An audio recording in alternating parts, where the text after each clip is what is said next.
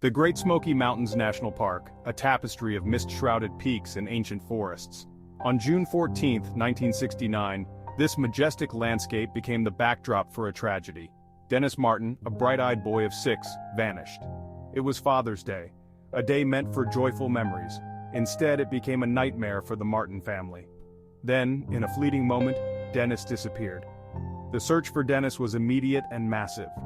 The boy, however, remained lost, swallowed by the wilderness. The lack of evidence in Dennis's disappearance fueled speculation. Theories ranged from animal attacks to accidental falls, but in the hushed whispers of locals and seasoned park rangers, a more chilling possibility emerged: cryptids. Could an unknown creature lurk in the shadowy hollows of the Smokies?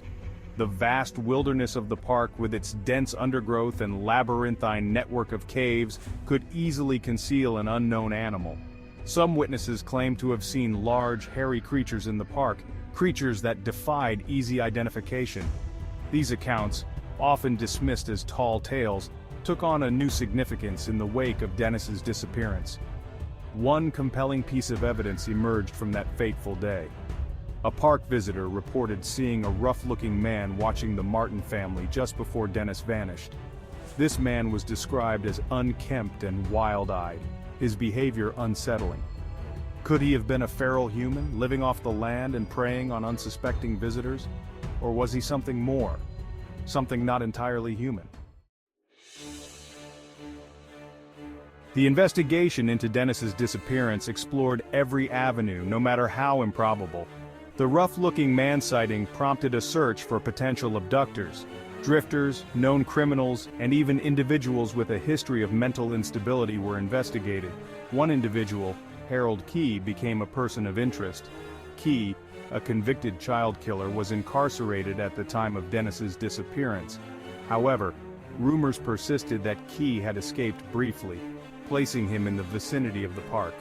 Despite exhaustive efforts, no concrete link between Key and the missing boy was ever established.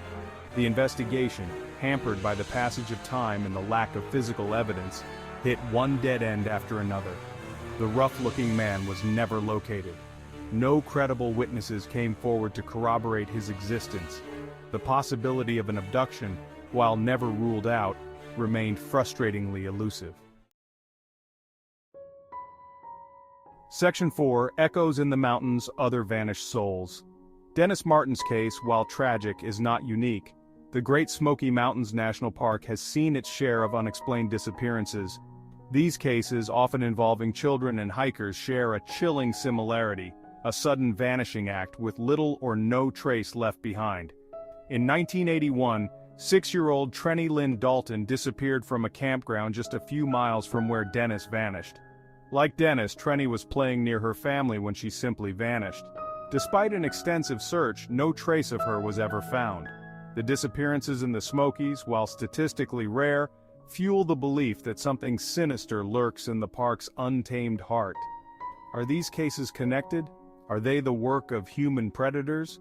Or something more inexplicable? The questions linger, unanswered, echoing through the valleys and hollows of the Great Smoky Mountains.